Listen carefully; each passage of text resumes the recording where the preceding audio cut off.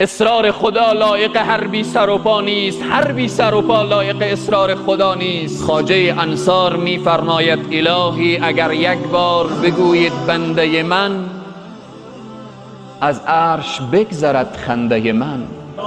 هر کس در راه عشق قدم بگذارد عشق را میداند نه غیرش. سبحان الله. مجنون از بیابان گذر میکرد، کسی در نماز استاده بود، از پیش روی نمازگزار تیر شد، نماز خود را سلام داد، گفت ای مجنون، ای کسی که ادعای عشق میکنی، چرا از پیش روی نمازم تیر شدی؟ گفت نماز چیه؟ گفت نماز اینه که من خالق خود را سجده می کردم. گفت با خالق خود عشق نداشتی. من در عشق لیلی چنان غرق بودم که تو را ندیدم. اگر با الله خود عشق می داشتی مجنون را نمی دیدی. سبحان الله.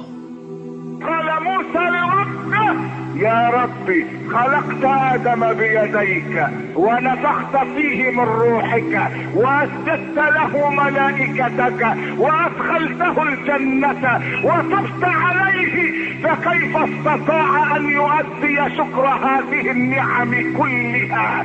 فقال له الله يا موسى يكفي من آدم أنه قال الحمد لله رب العالمين.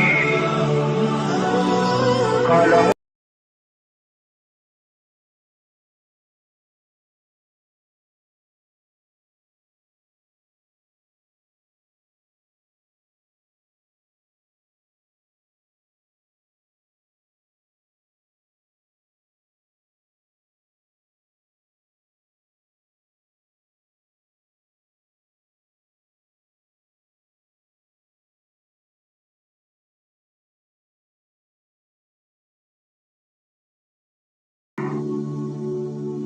سبحان الله. چی معشوق حقیقی که میگه فذکرونی اذکرکم، مرا یاد کنید که من شما را یاد کنم.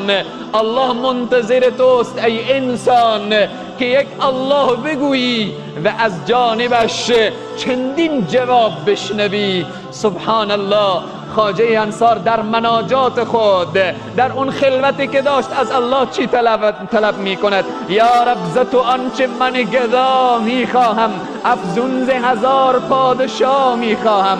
هر کس ز در تو حاجت می خواهد، هر کس دستان خود را بلند می کند. یکی قدرت می خواهد، یکی ثروت می خواهد، یکی زن می خواهد، یکی فرزند می خواهد، یکی عزت می خواهد. خواجه انصار میگه هر کس ز در تو حاجتی می خواهد، من آمده ام از تو را می خواهم.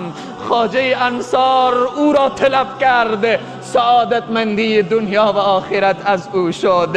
برادران عزیز و بزرگوار، جز عشق الله و محبت الله و یاد الله همه کارها بیهوده است.